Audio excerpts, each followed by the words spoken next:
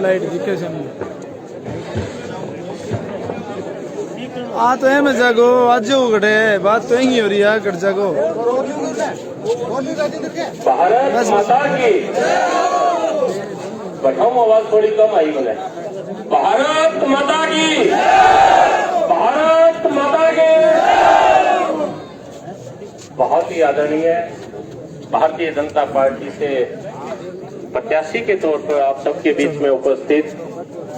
पूर्व विधायक हम सबके अजीज श्री संजीव बेनीवाल जी, हमारी गांव डुंगराना से सरपंच श्रीमती अनकोरी देवी जी, हमारे मंडल के अध्यक्ष श्री बसंत शर्मा जी, मंच पर उपस्थित सभी सम्मानित जन और यहाँ मेरे सामने गांव डुगराना के मेरे नाना मामा और घरों में मेरी आवाज सुन रही नानी मामी और सभी प्यारे बच्चों और पत्रकार साथियों, ये पहली दफा क्योंकि मेरा डुंगराना गांव से विशेष लगाव भी रहा। हर बार चुनाव चाहे वो विधानसभा का हो या पंचायतों का हो, किसी न किसी कारणवश आपके इस गांव में मेरा सौभाग्य होता है कि मैं आता हूं। परंतु साथियों बुजुर्गों, जिस प्रकार से आज सैकड़ों युवा साथियों के द्वारा गगनचुंबी नारे लगाते हुए और गांव के मुख्य चौक में यहां आदरणीय संजीव बेनीवाल जी को लाए और जिस प्रकार से आज आपका ये डुगराना का चौक खचाखच भरा हुआ है, ऐसा दृश्य मैंने कभी नहीं देखा आपके डुगराना गांव में। साथियों, अगर आगाज ऐसा है तो अंजाम कैसा होगा? ना साहब कहते बैठ जाएगा, देखो बैठ जाएगा, कहना बैठ जो टाइम लगो बैठना कहिए करे नहीं तो सब आदमी है। एक तो खड़ा पार्टी भी कर दिया, चुनाव आ रही, कोई को नहीं बैठा भाई। साथियों बुजुर्गों, ये 10 सालों से आपने अपनी भारतीय जनता पार्टी की सरकार केंद्र में सुनी होगी और जिसका नेतृत्व आदरणीय नरेंद्र भाई मोदी करते हैं। 2014 से पहले का समय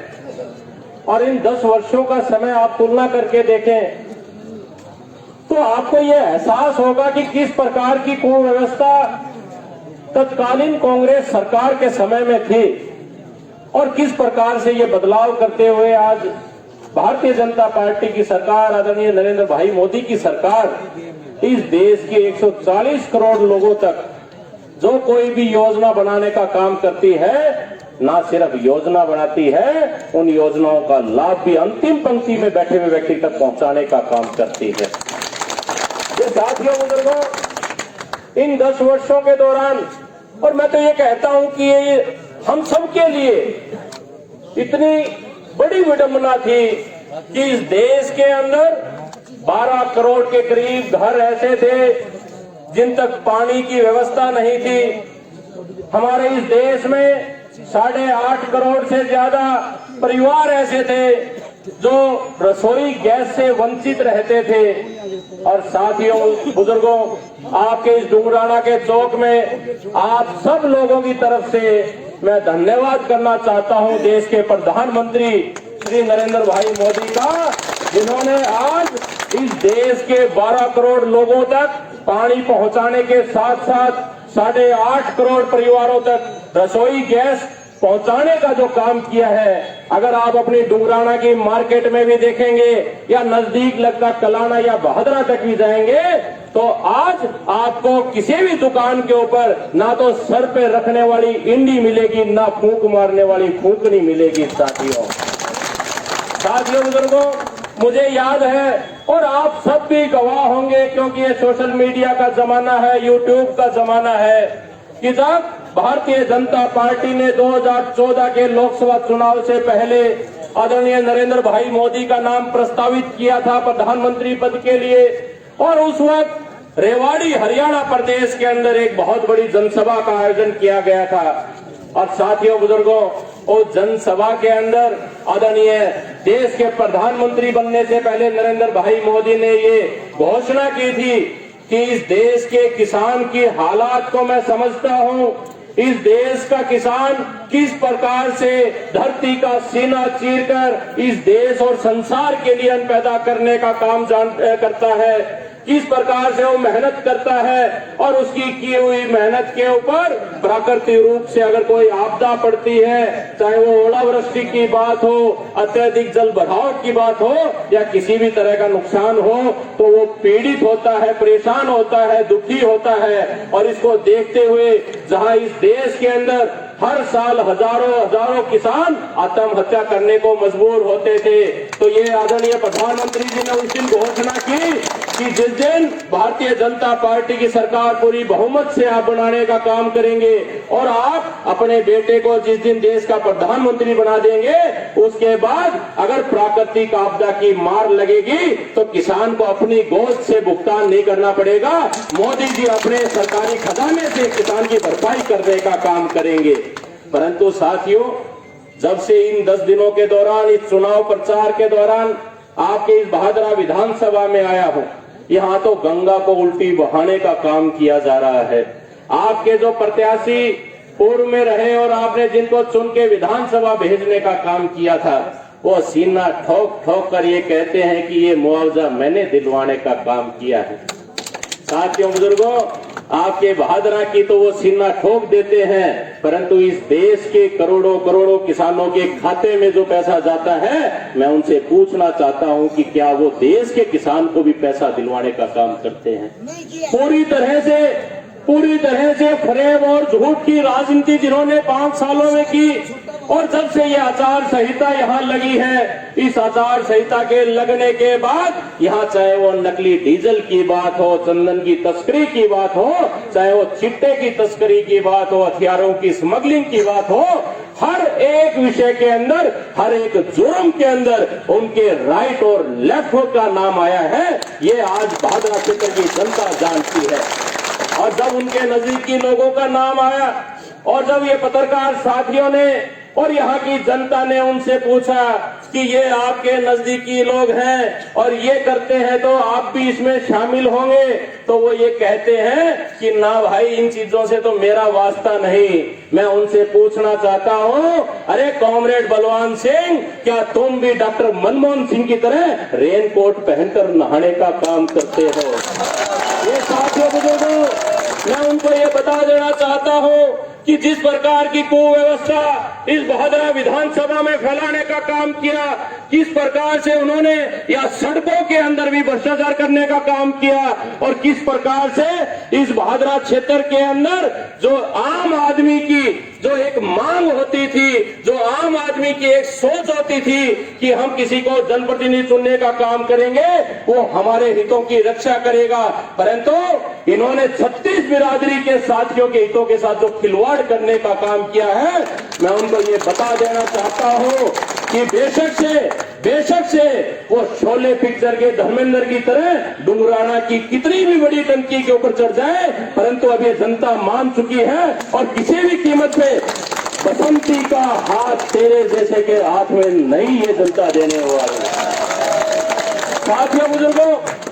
साथियों बुजुर्गों, जब से ये संजीव बेनीवाल जी को भारतीय जनता पार्टी ने प्रत्याशी बनाकर भेजा है, वो गांव के चौकों में जा जाकर और जिस प्रकार की बयानबाजी करते हैं, मुझे तो ऐसा लगता है कि वो आप लोगों की आवाज को सुनकर पूरी तरह से बौखला गए हैं। वो भारतीय जनता पार्टी के कार्यकर्ता की आवाज को सुनकर पूरी तरह से अपनी बातों को जिस लहजे में कहना चाहिए उस लहजे से वो भटकने का काम कर चुके हैं। साथियों बुजुर्गों, मैं ये पूछना चाहता हूँ कि आपको जब 5 साल का ये शासन दिया गया था और जिस सोच के साथ आपको ये शासन दिया गया था, आपने इस जनता के साथ, उनके हितों के साथ ही खिलवाड़ करने का काम क्यों किया है? साथियों, आप लोगों के बीच में, और मैं तो ये YouTube के और सोशल मीडिया के माध्यम से उनके कई बयानों को सुनता हूँ, पता नहीं किस प्रकार के बयान देते हैं, बोले दूध आने लग गया, इन्नत आने लग गया, इन्नत आने लग गया। मुझे तो ऐसा लगता है संजीव जी कि कोरोना का जो टिक्का मोदी जी ने लगाना था वो कोरोना की जगह उनके किधर दिखने का टिक्का तो नहीं लग गया। ये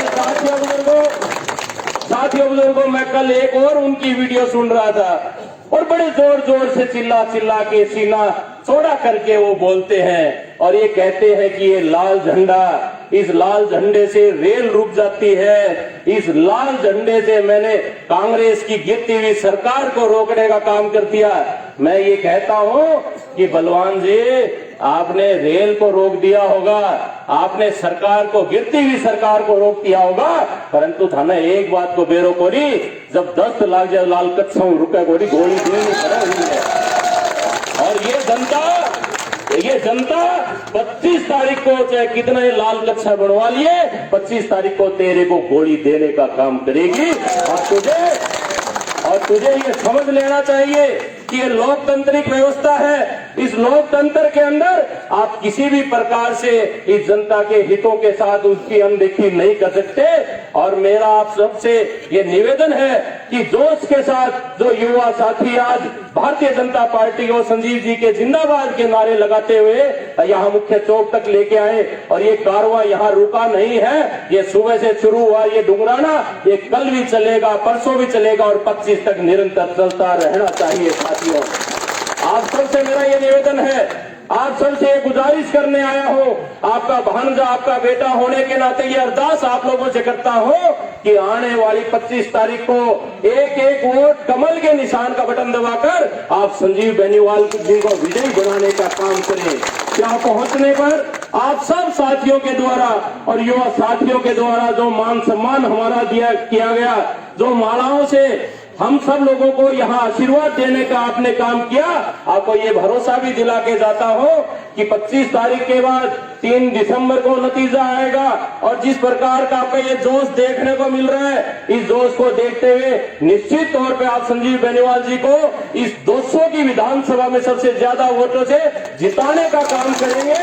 और जब संजीव बेनीवाल जी को आप जिता के विधानसभा भेजने का काम कर देंगे तो निसंदेह आपके क्षेत्र के एक एक व्यक्ति को ना धर्म के आधार पर, ना जाति के आधार पर, परंतु उसकी आवश्यकताओं के आधार पर आप लोगों के साथ खड़े होकर आपके हर बात को पूरी करवाने का प्रयास राजस्थान में संजीव जी करेंगे। और अगर किसी साथी को, किसी बुजुर्ग को, किसी भी माहिर को हरियाणा प्रदेश के अंदर किसी प्रकार की कोई परेशानी आएगी तो आपके दिए हुए मान सम्मान को दुगना करके आपको लुटाते हुए आपके साथ खड़ा करने का अपने आप को काम करेंगे। इन्हीं शब्दों के साथ आप सबका बहुत बहुत धन्यवाद। भारत माता की जय।